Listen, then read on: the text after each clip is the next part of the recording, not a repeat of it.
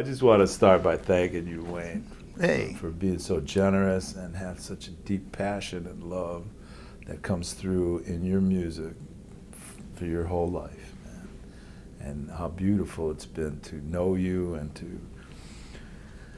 to experience your music through all the different moments of expression. Hey, thanks. There's a lot of work to do because drawing on all of the sounds that exist in the world,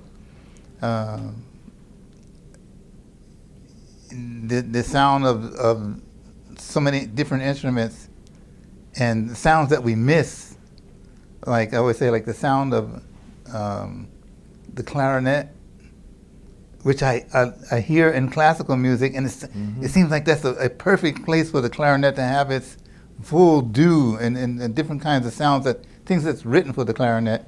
And then the trombone in creative music shouldn't just be relegated to creative opera, symphony, and trombones. There's even some room for the old little accordion, you know? It's the spirit of the players, I think, that Yeah.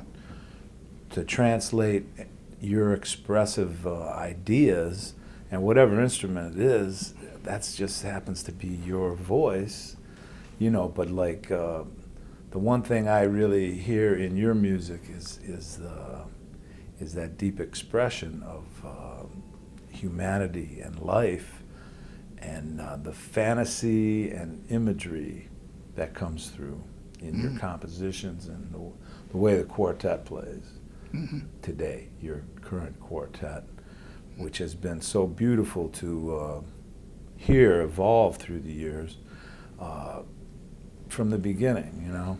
I've heard you cats a lot. And this recording, Without a Net, really captures the essence of how you cats are playing together, you know. It's not just what you're playing, but it's how you're playing and developing within each piece, you know. The titles of the tunes give so much direction to me, like of how everybody's approaching the piece, you know. And I'm not sure the process of how you put it together, but the titles of the tunes mean a lot, you know? Yeah. Orbits and UFO, the way that kind of frames the whole recording is just a magical journey. Yeah, So like beautiful. the UFO. That's why I wanted the UFOs to be spelled out on the album cover. You know, the unidentified flying objects are the notes, and not to be always identifiable. And something that's always identifiable can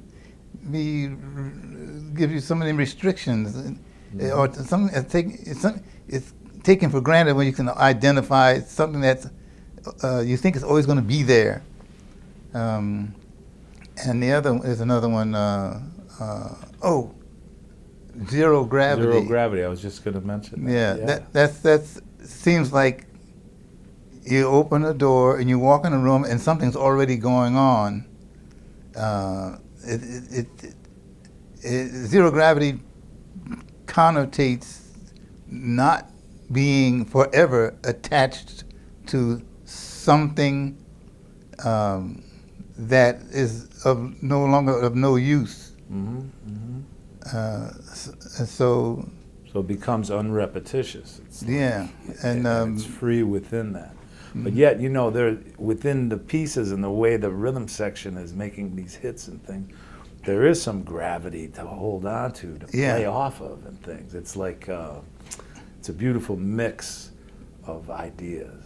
Yeah, more of a gyroscopical, you know. Not on just that piece, but just throughout. You know, the way the music's coming together. You know, and for me, man, I've learned so much about just patience and relaxing and meditating into the moment of the music, so you could shape and reshape things as you're moving along, and that unrepetitious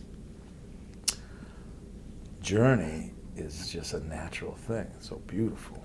Yeah, like just trying to discover what not to play, not to. Basically, we're actually also doing what we call ear training, constant ear training, so that once upon a time can be spoken about. Like, what do you say after the title of a song? After you say "Once Upon a Time," what's the story? What's the story? And Right. the story is actually when Danilo speaks about how he thinks about things now. He has 3 children. And that's coming out of that what he's playing. And Brian Blade just got married recently. And obviously, if you play different when you get married and start having children, you There's a lot of communication and you have dialogue. something else to play for. Yeah. To speak about when you're and Well, you become like 2 as 1, or as a quartet as one voice. That those things really are always coming through when you breathe together, and everyone's with the same sensibilities. I mean, playing some with Hank Jones for me was really amazing. Him talking about Charlie Parker in that certain period, about how Bud Powell and Max, and they were all playing with the same sensibilities and making things happen together as a unit, within, of course, their individual genius and interpretations. There was a breath that was happening. Yeah. And it was amazing to be with Hank and have him talking about those things that are happening in today's music with certain people. That's what really makes it, the communication of it all, so beautiful and clear.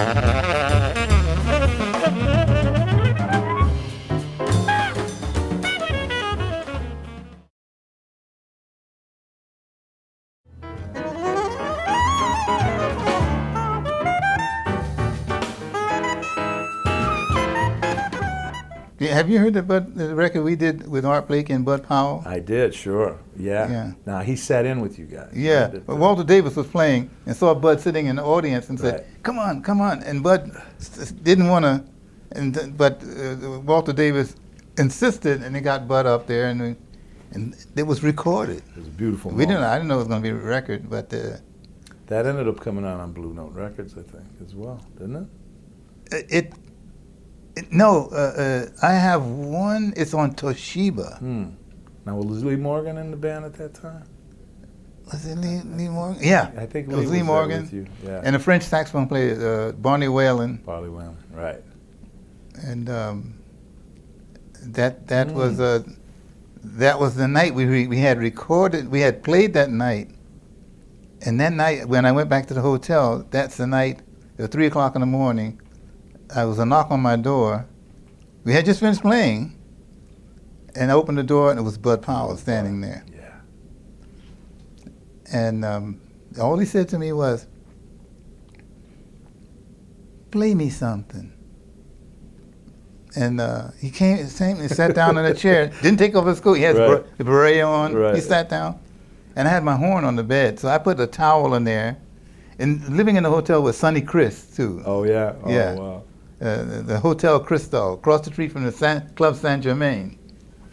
And I put the towel on the horn, and I just played the melody of "Dance of the Infidels," which I always assumed that he wrote or Yeah, right. came out of. I just did the melody of it. Then I put the horn down, and he said, "Uh-huh." And he got up, walked to the door, and it's some stairs going down. And I said, "You all right, Bud?" And he looked at me, and he just kind of smiled. And then he went down the stairs, and I closed the door. Yeah. So when they did the movie around midnight, Bertrand Tavernier, the director, wanted to hear about that. They heard about that. So he wanted to get that in the movie sometime. But Bud Powell's daughter, Celia, was there as a, what do you call it, advisor. Mm-hmm. And she said, she said, Father didn't go to Wayne's room to ask for anything, because the word was, if Bud disappears, watch out for him, because they were trying to, he was. So trying to protect him. Yeah, said he wasn't going to try to do anything destructive with himself. Ask for some money to go out and get ripped and all that.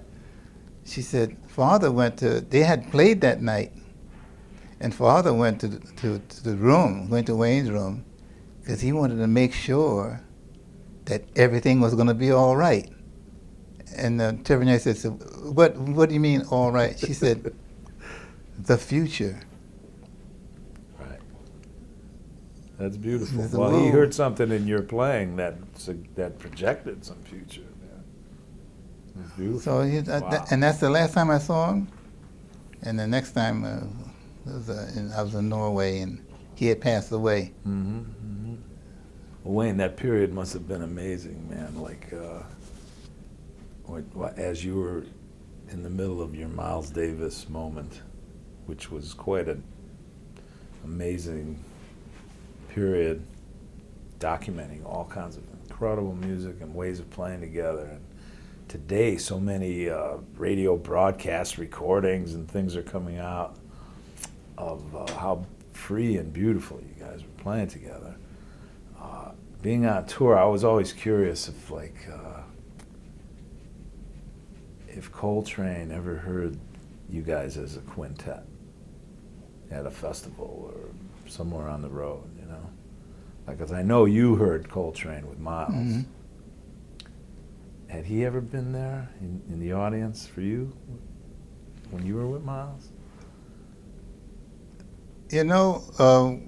When he asked me to come to his house after I left the Army, and we were trading ideas, and he was talking about sound and everything. Mm-hmm. And what he did was, I would go back to New Jersey at the end of our sessions together, forays, having a good time. Right.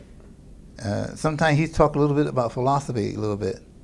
And the phone rang one time, and he asked me if I wanted to play with him on a Monday night at Birdland. I said, yeah. He even took the train over to our house one time, Thanksgiving, to have dinner with us. My mother's cooking and all that. Mm-hmm. And this was after he had come to eat and went back, and some days passed, then he called to play. And we all played together at Birdland, on Monday night at Birdland, and Cannonball had the other group. He was still with Miles, and they were off. Right. And while we were playing, Abdul Malik was on the bass, and there was Freddie Hubbard on the trumpet, and Cedar Walton on the piano, and somebody else came in and sat on the piano, and then walked Elvin Jones. And in my mind, I was thinking, that's perfect. I didn't know that was going to be the group. I said, this is perfect. And Elvin Jones took over on the drums. Right. The closest, to get to your question, your curiosity about that, not a question, but it's curious. Mm-hmm. He said to me, I'm leaving. I'm going to leave the Miles Davis.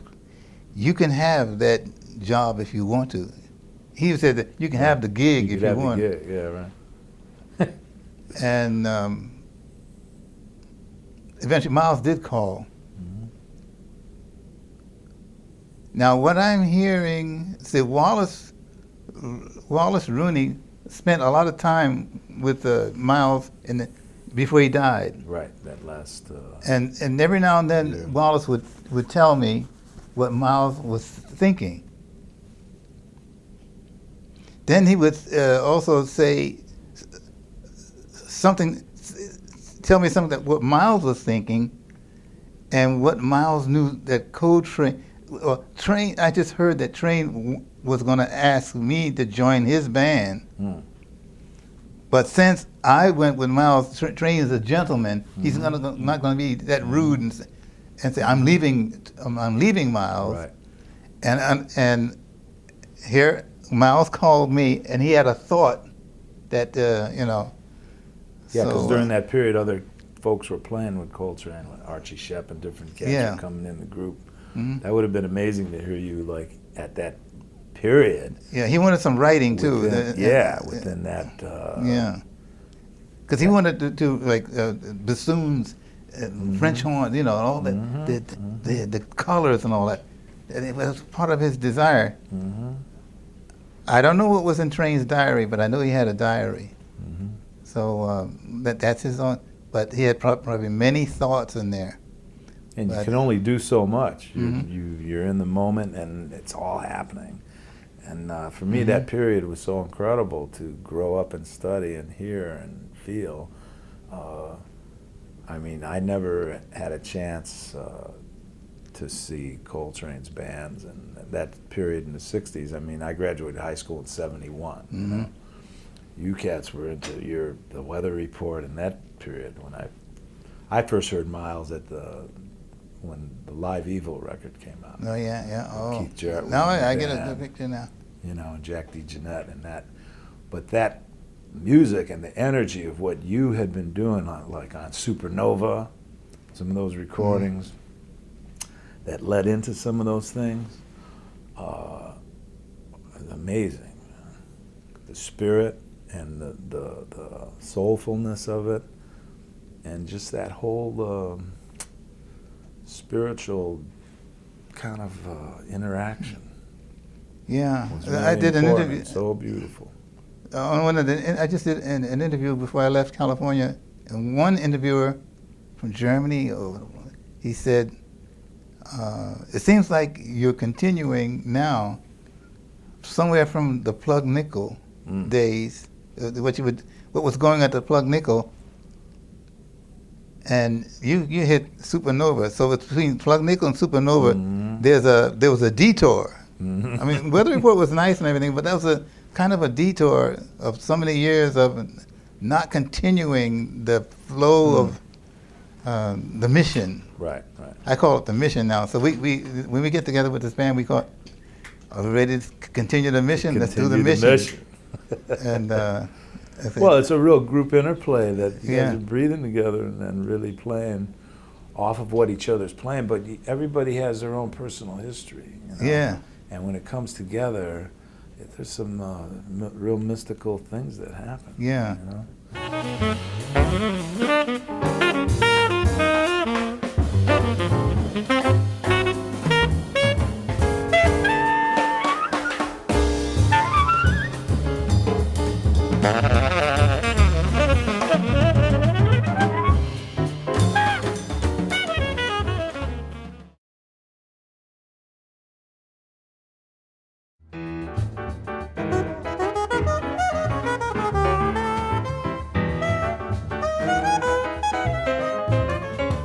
And I feel that too, like the music with the quartet that you're exploring, and just the ways of playing together. I mean, definitely Danilo and John and Brian absorbed and loved and lived with all that music from the Plug Nickel and all of that.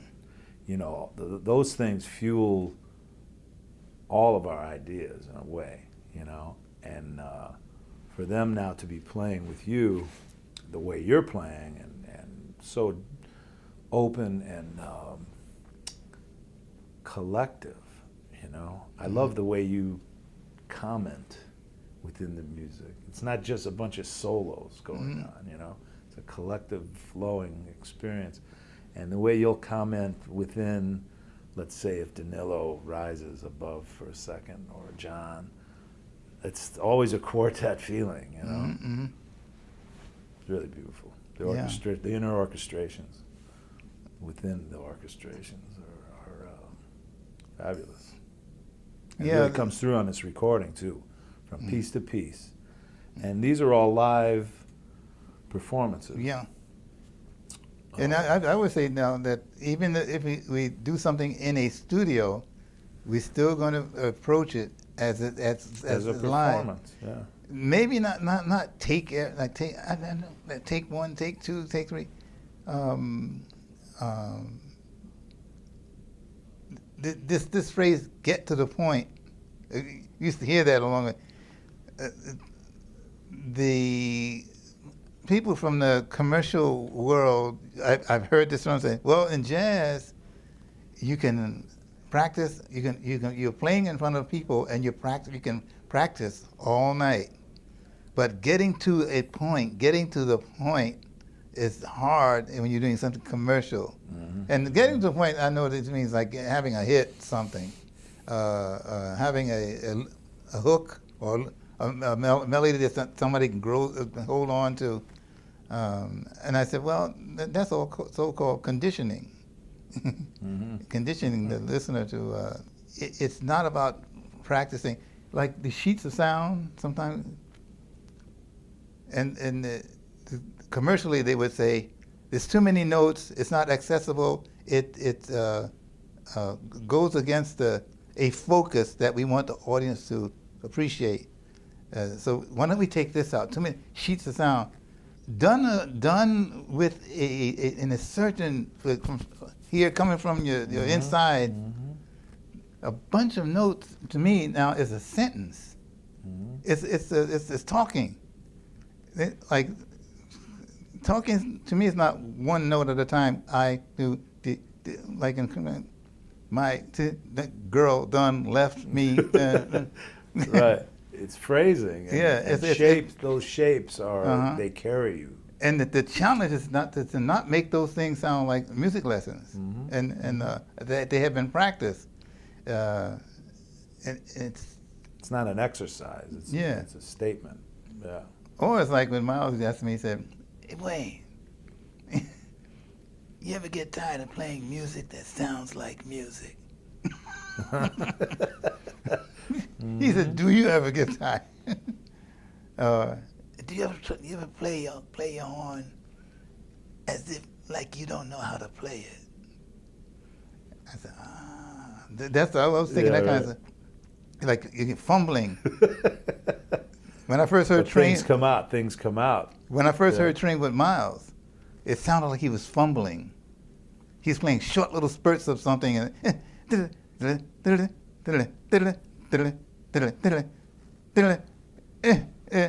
and then, like maybe 6 months, less than 6 months later, I heard him again. I was in the Army by that time. I heard he's going.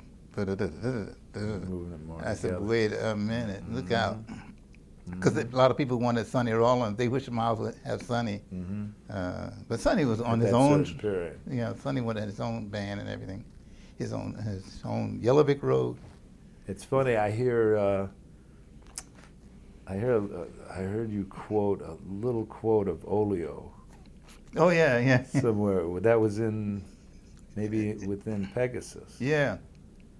That's what, and I don't care what. Which is an amazing, beautiful piece of music. Oh. I think I heard your concert at Carnegie Hall last year or 2 years ago with the Imani Winds. Oh, that one, the Pegasus? Yeah, I'm not sure if you played that piece that night. No. What you played that night was beautiful and really amazing, but to really hear it now on this recording. It was at Disney Hall, this one, on the recording. This was Disney Hall. But did you play it here at Carnegie Hall? No. You might not have played that piece that night. I'm not sure, but anyway, hearing it on the recording, I was able to hear it a couple times, you know. Wow.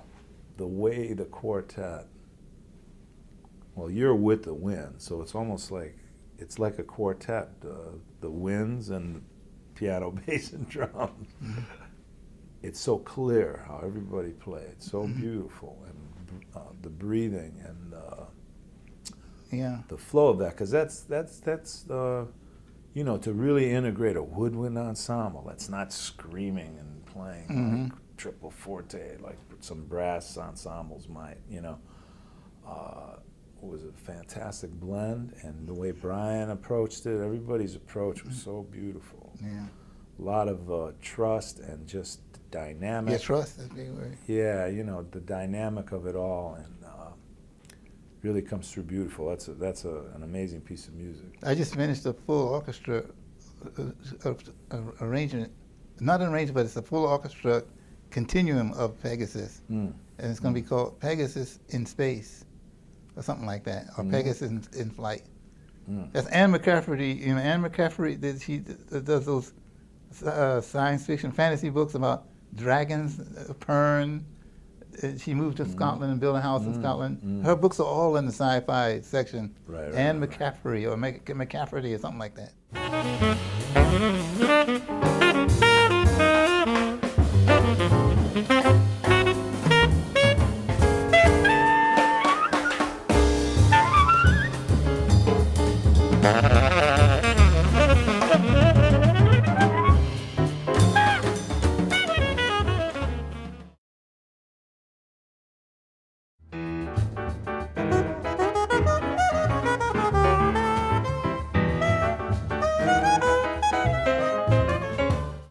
Well, like one time I think I recall you saying something like that, you know, someone was making reference to one of your famous songs, Footprints or whatever, you know, and you said, "Oh, it's not finished yet," you know, because every time is a new exploration of it, and it's like, where could it go from here, you know? Because, you know, people grow up with hearing the recordings, and that's the definitive version. But a lot of times, those were like the first times through some of those things, right? Yeah. Like Nefertiti and some of those tunes. And nothing to me is ever begun or finished in life. I mean, really, it's not begun. It's like it's declared as finished. It's the decision that it was started and finished. But is that the real nature of existence? It's not finished. Right. It arrives at the beginning, but it's already there. Somehow. Yeah, it's arrived and it's still it's waiting for the conductor, the fuel. Because people, you know, like thousands people pick up something. Hey, this is. And they find out that the function of it is to be continued, and sometimes there's instructions in there. It's like, oh, there's a little cabinet, a little doorway here. They say, please continue this. Yeah, right, right. It's you know, these declaratives in life, artificial. To me, the beginning is an artificial word, and the end is artificial. I like. Some people ask, how does everything begin? How do things begin? I have to see if I can play that musically too. How it begins. What I like better than that is what is before the beginning of something. And before the beginning of something, to me, the only word I can come up with is potential.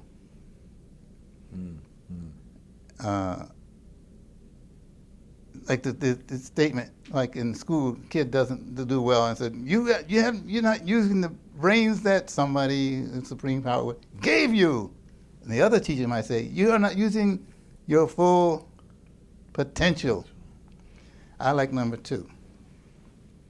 Potential is mysterious. That's some eternal. I like that you can't figure out what you're not supposed to be figured out. You're supposed to be traveling and discovering unendingly. That cancels out the end. Right. You know, that makes me think of like Charlie Parker at the beginning. Like, who would have known the potential of where he went with the way he was playing and all that, and where was it coming from at the beginning? You know, it was already somehow there. Did you have that? Do you have that? I have that one book. It's not a book about birds. It's a comment from Rebecca Parker. His wife, his first wife, Rebecca, and it was given to me by somebody, and he said this is the only chronicled conversation written, recorded conversation from Rebecca Parker about Charlie Parker Right. about, and the question, I mean, where did his stuff come from? Right. And she's not a musician. So I was reading it, and it said when I think they got married, you know. He was pretty young. Yeah, it was really young. Yeah. And the question in there was like, did it come? There's no, you can't trace him, Johnny Hodges. You can't trace the gradual something that he was listening to this and this, or even at Art Tatum, yeah. and Lester Young. We can usually, you know, see where somebody's coming from. So Rebecca Parker said, when he was playing, I think they had a place where she was upstairs and downstairs. She said when he was, she said he was downstairs while she was cooking, whatever. She used the word practicing. She said he was practicing, and here's the key word. She said, furiously. Right. And I'm thinking, he was disconnecting. He was traveling somewhere. Yeah. Yeah. This was all before like the Jay McShann. This was during that time when he was just starting to. Well, he was on his way coming to New York and all the first time, I guess. Do you have hear him playing when he was 17 or 16? Something in a Body and Soul. Right, in a like one of those booths, right? At from his wife, Chan. Chan. Right. Yeah. And also, I have a tape of a Cherokee just playing alone. Right? Yeah. I have a tape of him giving a music lesson to a young guy. Charlie Parker talking, giving a music lesson. And the young boy, about 16, said, you mean I have to learn all these keys? I have to study and learn all these keys? And Charlie Parker said, he spoke like a dignitary. Yeah, right. Yes, you have to learn these keys. You have to learn all these keys, and when you learn them, you have to forget them, throw them away, forget them. Get them in your ear, like, yeah. I can't do his voice, but it was, you know, right. No, I never heard that. That's Bird talking. Wow. You know, I had Bud Powell talking too on the tape about the bridge of conception. I never heard that. I have that. Wow. Yeah, that's that history is amazing, man. And also to know that like somehow Lester Young and his family and Ben Webster, there was some kind of connection there too. Yeah. With Ben in somehow with Lester's family band or his father or something. Not exactly sure. Yeah. But just all that energy and communication and inspiration, people that came up together and how they influenced each other to be themselves. Yeah. You know, I mean, that study for me growing up was a part of how I learned how to play. My dad played tenor, you know, around the Cleveland, Ohio area, and he came up under Tad Dameron and certain cats. Freddie Webster he heard, and he was born in 1925, my dad, right? So he grew up in that real modern jazz period. Played at a jam session with Coltrane in like 1950 or 51 when he was there playing alto in a blues band. Guy Cross or one of those bands. Yeah. You probably heard of Joe Alexander. Yeah. Played with Tad. He was good friends with my dad. I had never met him. He passed like in 70 or 71. But growing up, knowing about certain players that grew up together from Chicago and Cleveland and Detroit and Pittsburgh taught me so much as a young player, man, and gave me so much inspiration to realize how natural and real the music was, right? You know, I remember Gene Ammons came to Cleveland. It was 1970.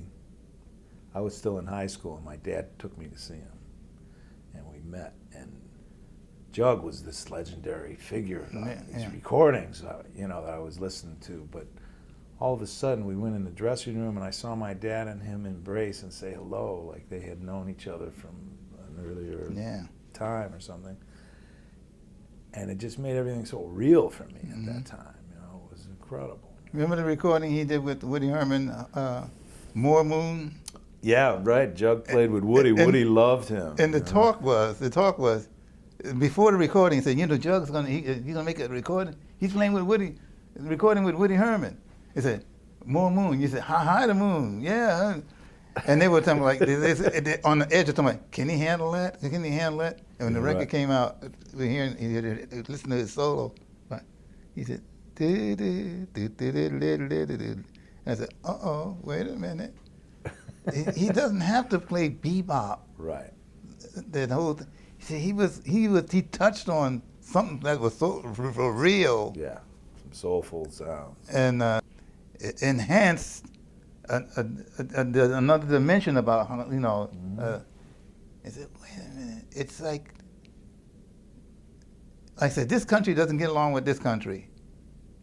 That's a lie.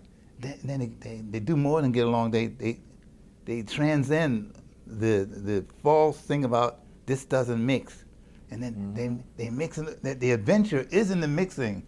And say, spaghetti-o. That's what I always say.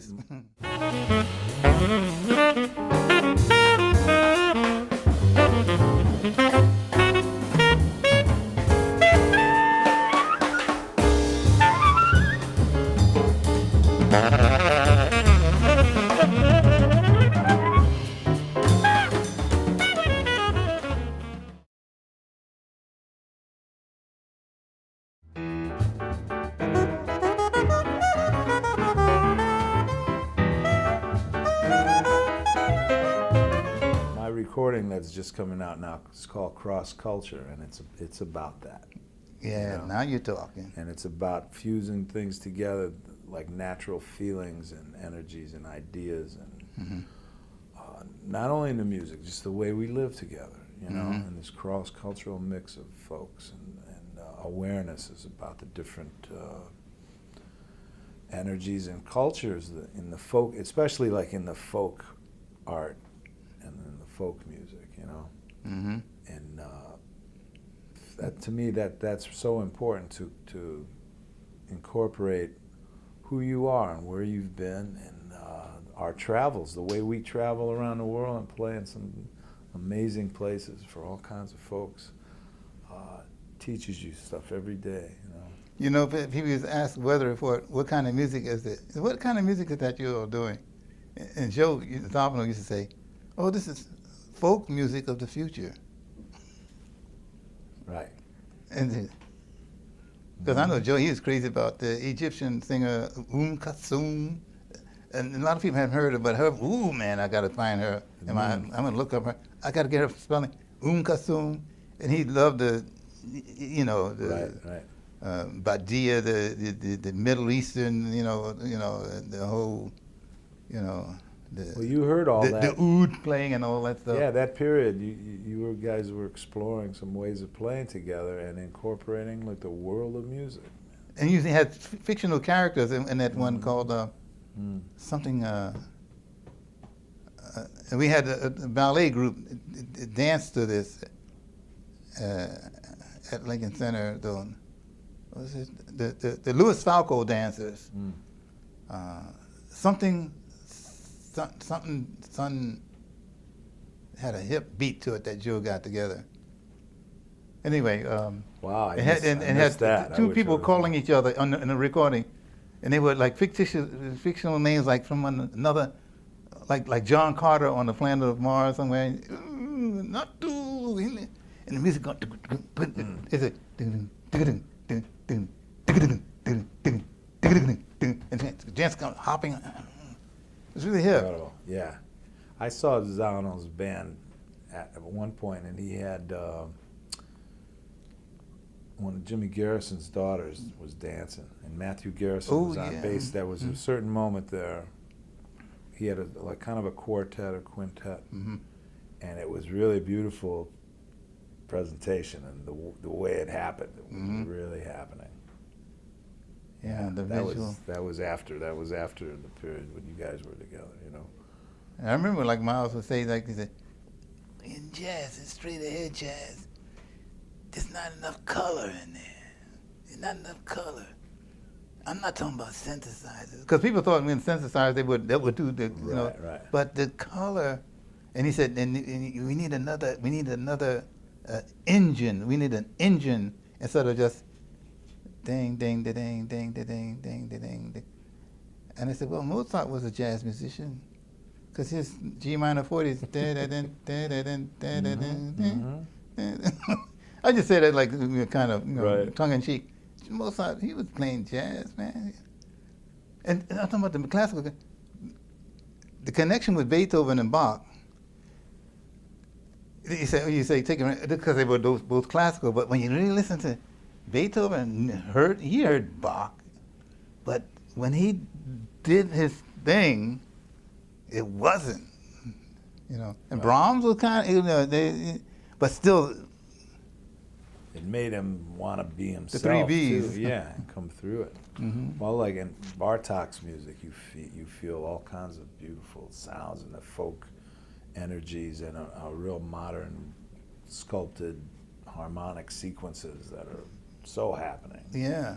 That are happening in today's music of creative improvisations, Yeah. with a certain crowd of folks, And to me, that's like the future, because music that you hear where it's coming from, you hear what it is, but you also hear some things where it can go. Like, where do you get your ideas? I hear the idea. One idea, I hear not 1 2 3 4 1 2 3 4. I hear 1 1 1 1 2, and then something else. 3 4 3 4 3 4 3 4 1. But it's like not measured in with a metronomic thing. It's like I'm then and then something like it's like that's what kids do. Yeah. My brother and I, we sit in a chair when we was like 7 or 8 years old. We used to do like this in a chair. We go we start making a story. Hey, I'm going down the street. I'm going to I hit this guy. Bam! And here they come. We gotta get out of the way. Come on, get out of the way. We were rocking in this. We do like this. Right. And it just came to me just now. I haven't done that in years. That's beautiful. My brother and I rocking in the chair doing, Yeah. and then somebody, it was like 3 o'clock in the morning in the bed doing that. My father, you better go to sleep. But that's great. So you grew up like you and your brother. You grew up with like a little community between the two of you, like inspiring each other to do some things, man. Because the recordings that he's on with you are really special. He's out there, alone on the stage, alone in Paris, with just he and his flugelhorn. And he's some people booing on one side, other people yaying on the other side. He took his horn, put it down, and say, "Nobody's ready for me yet," and walk off the stage. Right. But he had his feeling and ideas, and he was expressive about doing it. And that's, to me, that's the essence of the music, man. And the players that have the confidence and the passion to just be themselves, like an Albert Eiler was, I mean, he was from Cleveland also. So growing up, for me, like knowing that, hearing his recordings, and also the Tad Dameron music, that combination for me it wasn't separated so much, because my dad was, because of his experience with Coltrane in the early 50s, he followed his career and had all his recordings. So I grew up not only with the early periods on Prestige and all, but with the later Impulse records of Meditations and Kulusimama and those things. So I really embraced the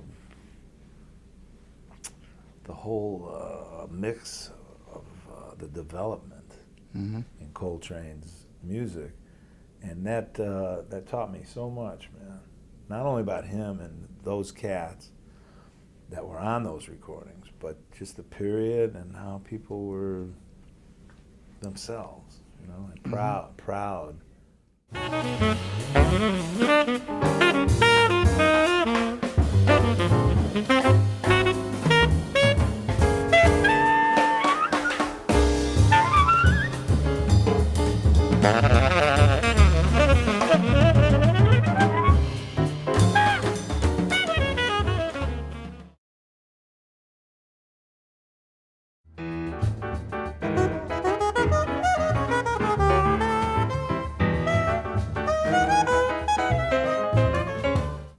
get into that You know? that thing. Like Train's father was a preacher, and if you really listen to Train Yeah, he was- moving around on the instrument, and, Yeah. there's that preaching, there's that, That call. the call and response thing, and getting to Horace Silver too. When I got out of the Army, he invited me to his house for dinner. He cooked he said, have a steak. We're going to talk about publishing, keep your own publishing, that kind of stuff. Right. And he was he was not at the piano. He was on the dinner table, using the table as a keyboard. And he said, he was talking about words, how he arrived at something. He said but he arrived at it from thinking of the old time way. Do that, do that, do that, do that. Dun, dun, dun, dun, dun, dun, dun. But he said what he said. He said, Orwella. And he said something I haven't heard in a long time. Because when we were kids, we were told not to go somewhere, and some kid would say, let's go over there. And then, no, we're not going to go. Come on, let's go, you're scared. And then we breaking down, let's go. And then say, oh, it's my supposed to. So he said, it's my supposed to. It's my supposed to. I figured that's like 5 contractions. Later on, I was saying, we may as well to have been doing this or that. It's my supposed to. Little kids. And I'm saying, because we used to look, if you got into early jazz and everything, we looked down on lyrics. So Horace is drawing the written word poetry without actually putting it in his music, but attributing to everything. You know, I can tell that Train and Charlie Parker went to the movies a lot. You know,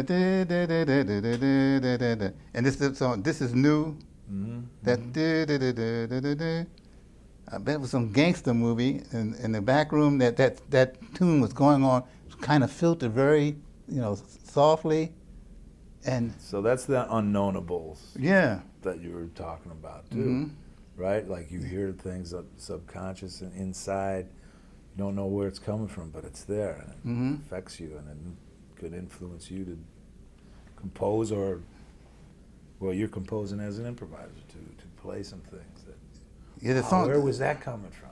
Yeah, it wasn't a hit song. It was something that should have been. Right. And Bandwagon, I think I'll Go My Way by Myself could have been, that song. Yeah. I'll Go My Way by Myself. We end. You guys have been playing that. That's so beautiful. Like, I've heard it a number of times. You play it as an encore piece, and it's a real spiritual moment. Also, just the way you all approach it. Beautiful. Deep Night is another, deep. I don't know if I know that tune. Deep Night, written by the composer Balankaninkanlenkoff or something like that. It's a composer who worked together with Hedy Lamarr when she's inventing stuff. I have her book. You have her book? No, but I know you mean, yeah. It's all about her inventions, written by the guy who wrote a Pulitzer Prize book on the atomic bomb. He said, I finally discovered Hedy Lamarr. And Joe Zawinul sent me a thing on the fax machine about Hedy Lamarr, because she's Viennese, and it said she received the something medal. It's the highest award for her inventions and stuff like that, not as an actress. And they wanted to give one to Arnold Schwarzenegger until he became governor of California. He's like, no, rescind. And they gave Joe one. And there's the Beethoven medal too. Anyways, it's the unmentionables, the glittering generalities of the media. I have to say this. This is about music. Everything I'm talking is about. I was in sociology class, and Dr. Brewstein said one thing that I keep bringing to me. He said, beware of glittering generalities and guttural utterances. So I'm listening to politicians who talk with the glitter, and the other ones who talk with, you don't know exactly what they're saying, but just like in some I'm not going to designate any church or anything like that, but when a preacher says, and the Lord said, E, on, E. This Art Blakey was saying that. And the people would say, yeah. He said, what's he talking about? Guttural utterances and glittering generalities are two forces that drive the herd in whatever direction. In different directions, yeah. Yeah. Insignificant things that like people gravitate towards. Yeah. Oh, he sounds very educated. I think I'll go with him. The glittering, the guttural. I'm down to earth and everything like that, and you know, and I don't care if you're down to earth. You're still gonna. You know. So that in the music and the playing and everything like that, I have to put that in there. The struggle. Right. Because you focus a different way, right? Yeah. When you're thinking in those terms, in a moment of some music and hearing what everybody's playing around you, you don't want to throw in things that are insignificant. Yeah.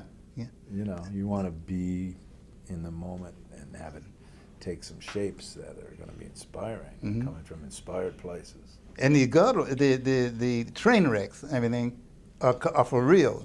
They're not planned. They're for real. So therefore, you discard. You have to come off of them, right? Yeah, you discard your musical credentials. You had to get on the stage and forget your credentials and your study and all that stuff. Go out there naked, and if you get into that train wreck, you muster what you call courage, fearlessness, and bring out the most noble thing you can bring without the help of knowing music. I'll go sharp 5 to sharp 4. Right. Once you get into something, you have to get out of it. Yeah, get out of there. I was playing. There was a period. For 2 years, I was playing a lot with Ed Blackwell, and I wrote a tune called "Strength and Courage," just about that and about him and his life and his struggle. But it was in a trio setting, and it was all about getting into what we would get into. And now, now how are we going to get out of this? You know, it's like to have those things in mind as you're playing, and before you know it, like you're in a real journey of expression together. You know. Yeah. The ultimate adventure, life itself, eternal ultimate adventure, including. Sometimes you get discouraged, like getting discouraged if you get into a place, and then after the gig in the dressing room, oh man, I can't. Right, people get discouraged about this, and it's connected with their progress as a career. This is going to damage my career, my credentials. It's almost like somebody died or something like that, and I said, well, death is your best friend is your pride. Died that night for a second. But death is temporary. Let's go for the constant. What? Is there a constant? We had a rehearsal yesterday, and I'm thinking, I'm looking at Herbie over and say, Herbie, I'm going to just do like this, or something like that. And then you keep, so It's, I don't do, you solo, I solo. Yeah, right. No, yeah, that's so boring. I mean, I said, wait a minute, they're going to be sitting there. Or next, here comes the bass solo. Miles Davis. Wait a minute, the bass, you got it. So, is it? How come? He liked the bass player who could. I got the joke. You heard about the? It's not a. What? I saw a movie. It's a movie where a guy is painting. And Miles Davis' music is playing. He's painting, and this girl is saying, "What is that music?" She's a model. "What is that music?" He says, "Miles Davis." It's Miles Davis. And she said, "Who's Miles Davis?" He said, and I want to try and find out who made this movie. He said, "Well, let me describe him." He said, He's a guy who was auditioning bass players one time.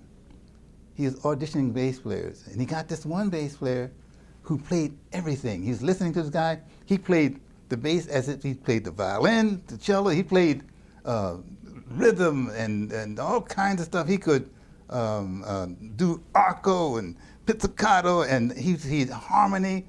He was doing all modern harmony, advanced harmony, all kinds of stuff. And then he's finished. He said, "Okay, Mr. Davis, what do you think of my audition?" Then Miles told him. He said in the movie, he said Miles told him, "I think we should get a band together and find a bass player." Yeah, right. You come up front with me. And that was in the motion picture. Oh, I said, wow. who made this movie? Yeah, right. That's You great. jive. It wasn't Woody Allen. One thing I want to touch on, Wayne, is Tony Williams' record "Spring." Yeah. You and Sam Rivers together on that one tune, Oh, and you're playing together and getting into some things and getting out of them. Mm-hmm. That is a beautiful moment in the documentation of some music. And Tony was really young. That was his first record as a leader, I think. Mm-hmm. And Herbie's on it with you as well. But just the dialogue and the way you and Sam played together at that, because there's not many moments in your recorded discography where you explore some things like that with another tenor player. Mm-hmm. That was beautiful, man. And having a chance to play with you recently in these last few years, just sharing some moments have meant so much to me, man. You've been so beautiful and generous and inviting to share the space. I mean, that's what you're about. But that way of playing for me has always been a part of my playing, trying to play with the folks I'm playing with and share the space and create some new music together. Yeah. Oh, I know what you mean. So we got to do the. Hey, you too, man. You know, I'm talking. Coming from.